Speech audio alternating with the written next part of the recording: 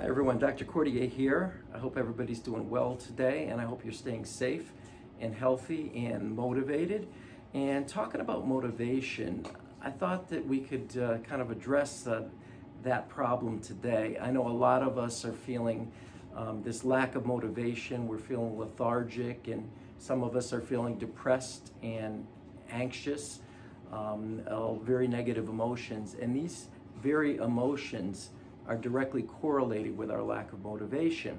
And they're kind of like demons, anxiety and depression, and they tend to block our very soul, our energy source, our motivation to move forward, to succeed, to do things that really matter.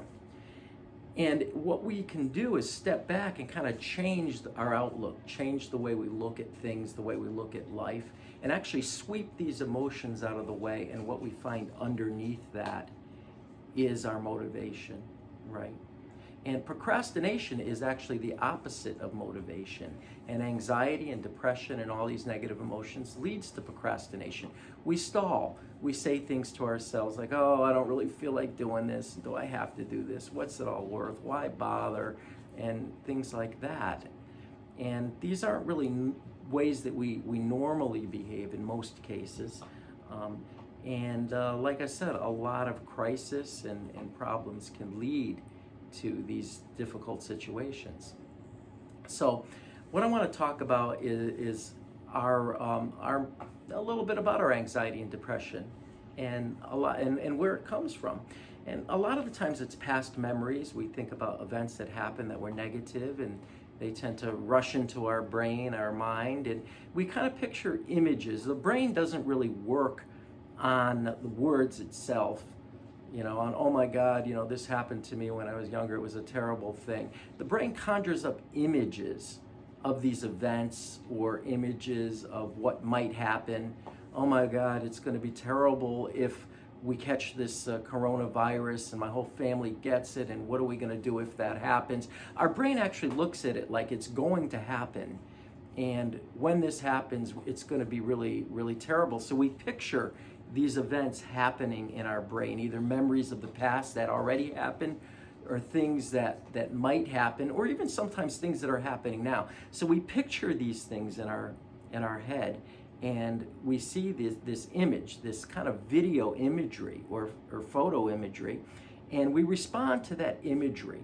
The brain acts on kind of visual interpretations, memories or events. We're also constantly taking video footage, and we react to those things as they happen.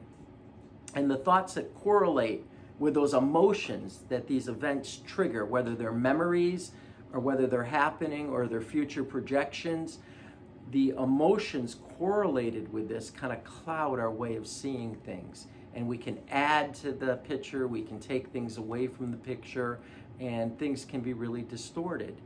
And they haven't happened yet. And the things that did happen, there's not much we can do about it. We can't go back and change that, but we can learn from it and move forward. And the things that are happening now, if we are calmer and we can step back and rethink it clearly without letting our emotions skew us, get in the way and hinder us, we're in a better position to do something about it.